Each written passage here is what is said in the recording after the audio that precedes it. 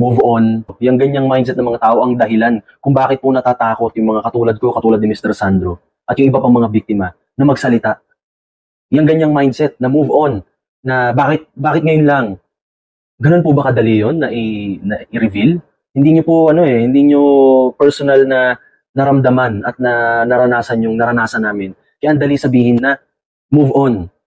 And yan exactly nung time na yon, nung alam nyo nung nireklamo ko ito dun sa network, may mga executives kaming kinausap, ako at si Kuya Romel, ang aking manager.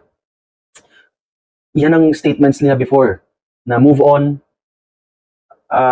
May even yung mga hindi executives na mga kakilala namin, parang yun yung mindset na mali po.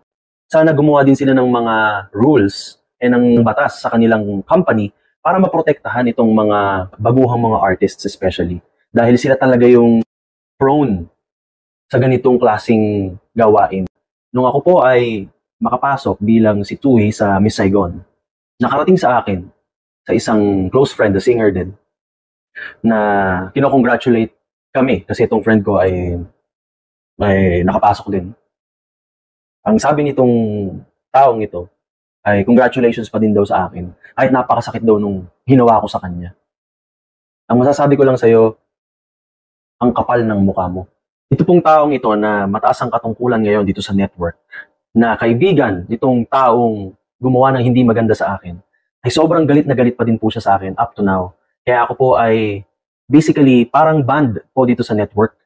Hindi po talaga ako magkaroon ng guestings ng kahit anong show. Hindi po ako talaga makapasok sa network because of this person.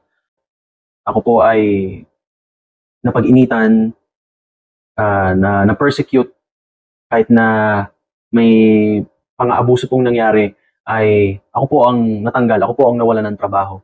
I-report nyo po agad. Sabihin nyo agad or magsumbong agad kayo sa magulang nyo. Dahil hindi na po ito katulad ng panahon dati na wala tayong boses.